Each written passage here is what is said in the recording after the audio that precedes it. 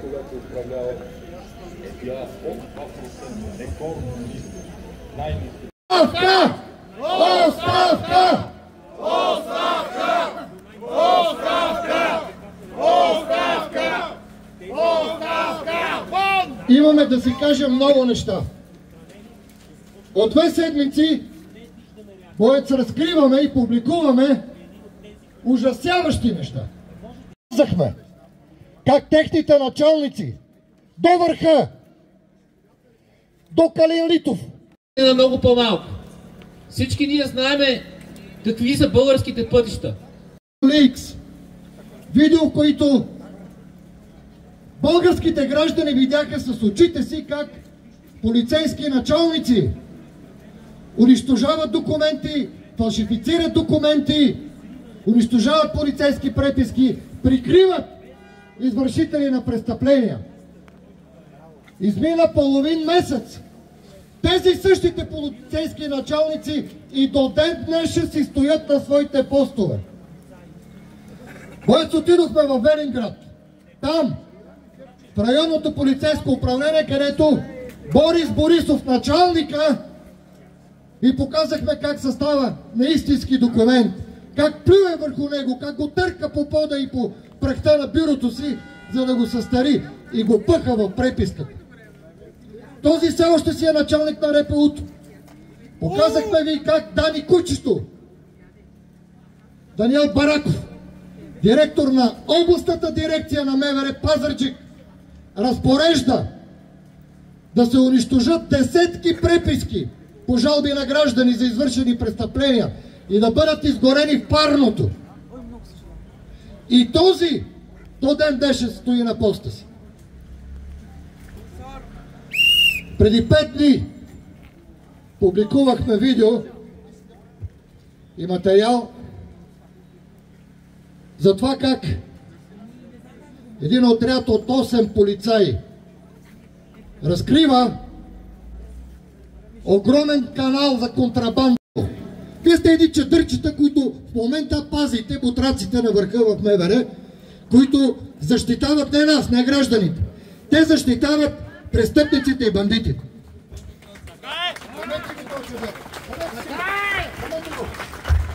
Дали да излезе от държавата! Замете го! Дано изпитвате някакви чувства в момента. Дано изпитвате това, което и ние изпитваме. Поне капчица гняв, но не към гражданите, а към вашите началници. Внимателно да ме чуете и да запомните моите думи. Едно изречение ще ви кажа. Повече така не може. Запомнете това. Това ще бъде нашето послание всеки ден. Стига! Повече така не може. Не може да се събираме, не може да протестираме и нищо да не следва от това. Не може да искаме оставки и тези наглеци отгоре да ни се хилат и нищо да не следва. Не може повече така. Не може да умират децата ни и нищо да не следва. Не може да крадат бизнесите ни и нищо да не следва. Не може те да крадат милиарди и нищо да не следва.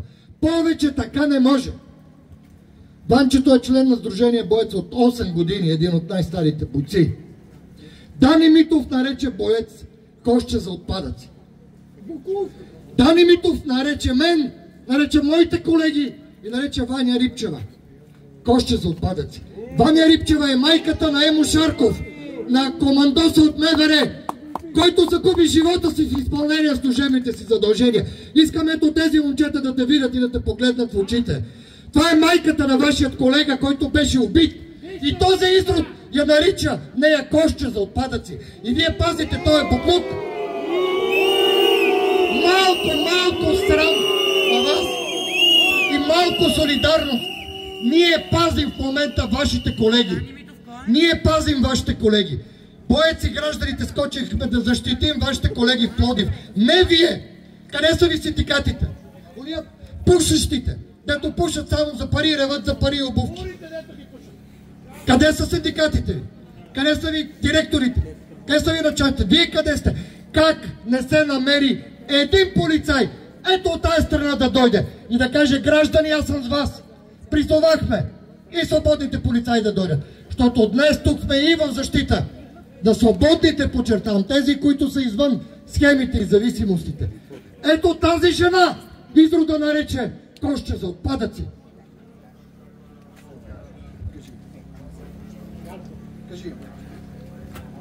Искам да ви кажа, че нещата всъщност са много страшни. Поради некомпетентност, поради безотговорност, поради зависимости, в МВР се извършват престъпления. След това, за да се прикрият, се извършват нови престъпления. Ще ви кажа за случая с моя син. Минаха 11 години. До сега те не са ми дали никакви подробности за каквото и да било. И се наложи аз с години да правя разследвания, да се срещам с хора. И знаете ли какво открих преди около 3-4 години? Открих, че всъщност синът ми не е загинал от куршума на Петко Петков, който е осъден доживотно, без право на замяна, но всъщност не негов куршум е застрелял сина ми. Сина ми е убит от рикошет на негов колега, който е стрелял отстрани до него.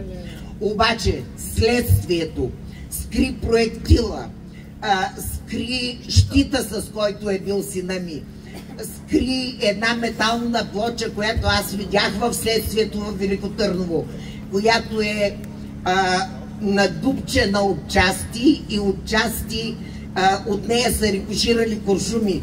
Всичко това е скрито от следствието, за да може накрая да се каже: ами Петко Петков го застреля. Ако Петко е виновен за раняването на другите командоси, там да си носи отговорността. Обаче да осъдиш човек за нещо, което не е направил, за убийство, това е дъното, до което може да стигне и правосъдната система, и МВР, и ние гражданите, ако не настояваме нещата да бъдат нормални, както са уредени от законите, от Конституцията, аз не виждам кой друг ще ни спаси. Кажи имената, кой ги скри? Лазаров, Сарафов, Гайков и Атанас Илков. Това са хората, които носят пряка отговорност за смъртта на Емо Шарков. Командоса, който изстрелял този изстрел, също е жертва, защото и той е хвърлен там с целият отряд. Буквално са хвърлени в огъня от тия изроди. Благодаря ви. Браво!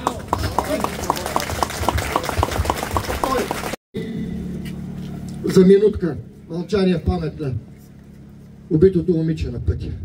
Не искам да мълчим! Искам да крещим! Стига мълчание! До кога само ще почитаме паметта на загиналите, на убитите от мафията? Не искам мълчание! Искам крясъци, гняв! Искам гражданите да преодолеят страха в себе си! Колко още жертви, хора? Питам вас, колко още? Ще разкажа за себе си, а вие помислете за самите вас. Преди 19 години, лични неща ще ви разкажа. Преди 19 години моята майка, Бог да я прости, влезе в болница. Държаха я 2 седмици, за да източат всички пътеки, всички пари, да се усвоят там, да минат схемите. И я изписаха, и като изписаха ни казаха: ама вижте, не е лошо тя да си направи един скенер, защото имаме някакви съмнения. Ама тя беше половин месец вътре, като имахте съмнения, защо ни я изследвахте. И направихме скенер. И установихме рака на белия дроб, но беше късно. И се отиде в адски мъки. И не я уби системата. Мафията, която краде дори от лекарствата на онкоболните, я уби. Не болестта. Ако беше хваната, първите дни може би имаше шанс. Преди 11 години баща ми, Бог да го прости, с много болести, беше в тежка криза и го заведох в болницата. И там ми казаха, ами то няма пари, няма лекари. Беше петък. Събота и неделя няма кой да се занимава с него. Доведи го в понеделник. Няма пари за лекари, но имаше 12 милиона за саниране, за стиропор, от които откраднаха 5 милиона. Изродите същите. Но той не дочака до понеделник. В неделя си отиде. Не си отиде по Божията воля. Беше убит от изродите от същата система. Бог да го прости. Преди 3 години моя брат-близнак, моето братче, с много болести, направи криза. 3 часа чакаше линейка от дома. Тук в София. Не е в някое забутано село. В София. 3 часа чакаше линейка. И след това 2 часа тази линейка го разкарва в 3 различни болници. И умря в линейката в двора на 3-та болница. И си отиде. Не по Божията воля. Отиде си убит от същите изроди, които крадат дори от храната на децата в детските градини. Аз повече жертви не дам. Опитаха се да убият съпругата ми, опитаха се да убият мен. Посегнаха и на децата ни. И аз дадох клетва тогава. Тогава скочиха граждани, скочиха медии. И благодарение на гласността и натиска ги оживяхме. Оживяхме. И ще ви разкажа още нещо. И ако ви е досадно или ви е гадно, тръгвайте си. Но искам да бъда чут. 3 години се борахме с болестта на съпругата. Тя беше в бъбречна недостатъчност, в терминален стадий. Беше на хемодиализа, която се отразяваше, но буквално ми умираше в ръцете. 3 години не се борахме с болестта. Борахме се с мафията, която се опитваше да убие. И отидохме във Франция на лечение. Аз станах донор. Тя ми е съпруга, нямаме родинска връзка. Но станах, защото там има медицина, там има държава, там има институции, има гражданско общество. И точно тогава, когато бяхме в болницата, тогава, когато бяхме внесли сигнала за Барселона Гейт, и с мен се свързаха испанските журналисти от Ел Периодико, че пускат материала. Ние бяхме в болницата, след операция. И аз направих сепсис. Това е много гадно нещо. И така стана, че не я изписаха преди мен. А бяхме в една тайна квартира. И аз ги помолих да задържат, докато ме изпишат и мен, да сме заедно. И когато ме изписаха и се прибрахме и аз се прибрах в тайната квартира, казвам тайна, защото дори децата не знаеха къде се намираме, никой не знаеше. И обявихме Барселона Гейт. Още същата нощ ни откриха. Още същата нощ във Франция, в Гренобъл. Опитаха се да разбият вратата. Запиха ни сицилианския знак с ложа и едно словенско знаме, защото от словенски телефони ми звъняха да ме заплашват и да ми казват как знаят ни маршрута, знаят коя болница са и как ще убият съпругата. Аз тогава едва се движихме. И аз сядайки на леглото и кихнах.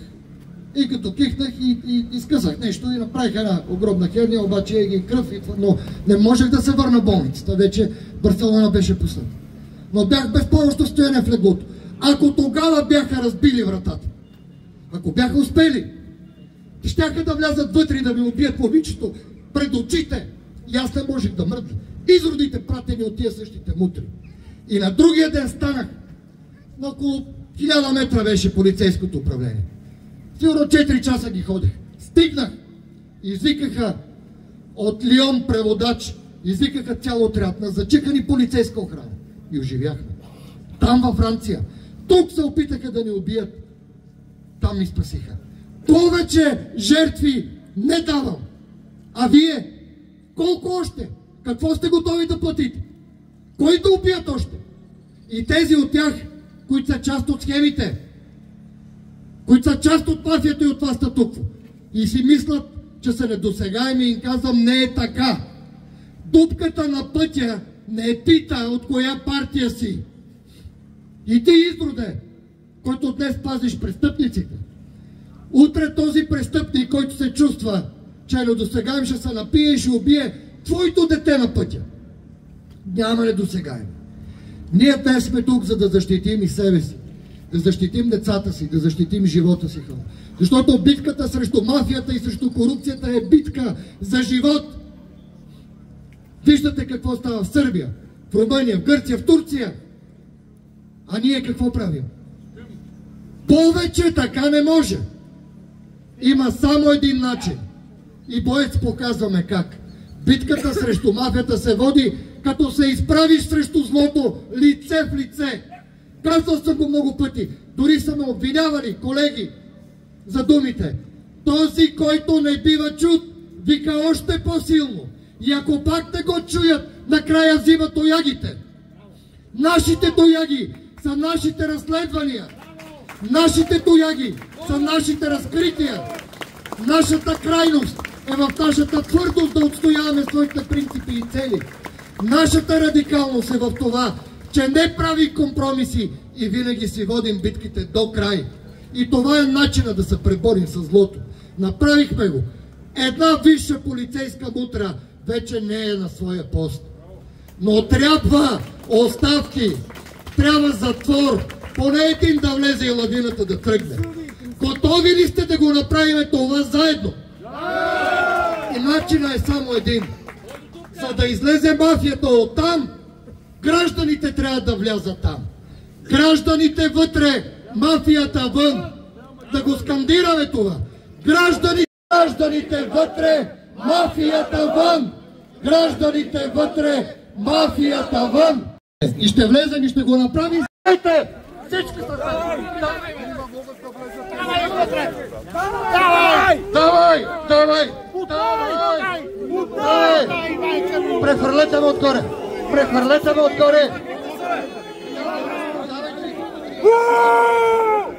Ще влезем!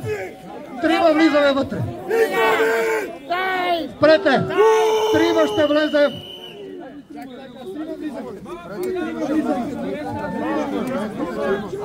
Мафията вън! Мафията вън! Мафията вън! Мафията вън! Мафията вън! Мафията вън! Мафията вън! Мафията вън! Мафията вън! Мафията вън! Мафията вън! Мафията вън! Мафията вън!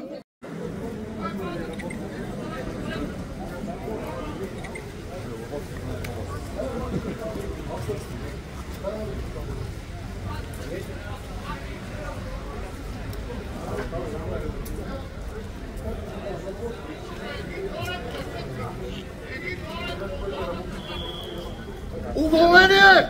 Уволнение!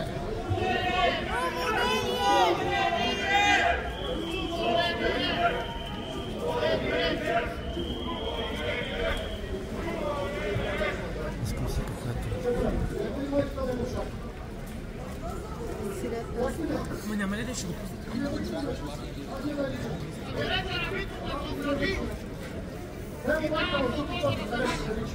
го стига псува, бе. България!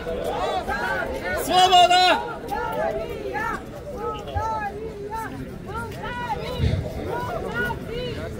Падаци, да дойде тази вечер тук и да ми го каже в очите. И да му прожектирам филма "Кътравата сил с бастун зад". На този кялен ще му вържа бастуна като папионка на гушата. Това са попуци хора. Нямайте никакво уважение към тях. Никакво. Това са хора без морал, хора без съвест, хора без ценности. Този няма съвест. Има език, с който да лиже задниците на Борисов и на Пеев. И меко гръбче, с което да им се навежда. Това са пълни нещастници. Това са неморално развити хора. За съжаление.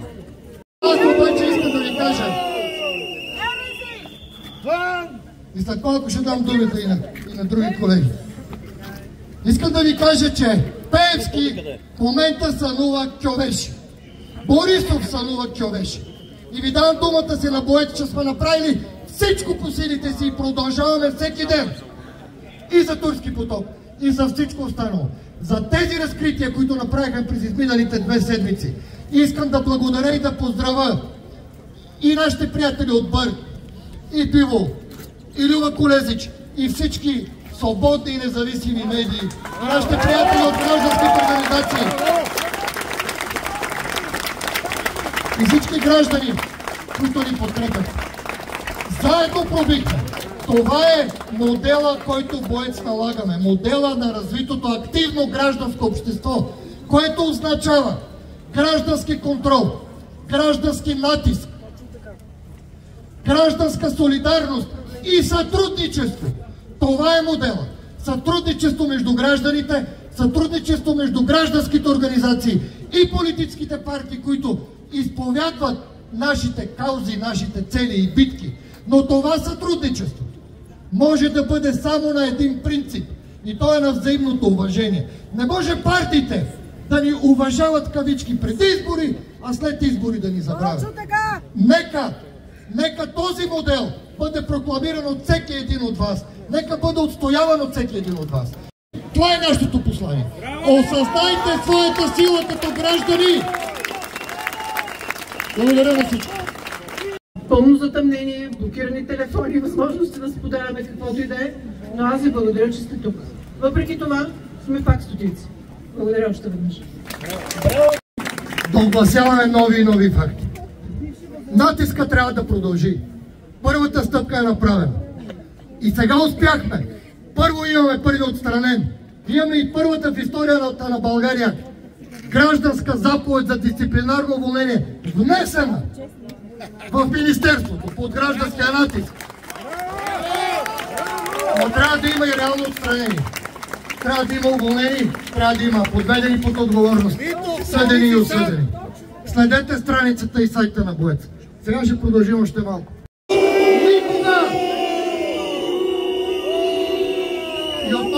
И отново гражданския натиск ги принуди и пробихме. Викат разни там говорящи глави да коментират, но нас не ни канат. Знаете ли защо? Защото Шиши не дава. Ама ние даваме. И благодарение на вас успяваме. И пробиваме. Давам думата на Методи Лалов. Което сте чували. Този тъп сериал, който гледаме, трябва да приключи. А той е тъп, защото български граждани данъкоплатци са дошли пред министерство, пред държавна структура, която ние издържаме. От понеделник продължаваме с следващите разкрития.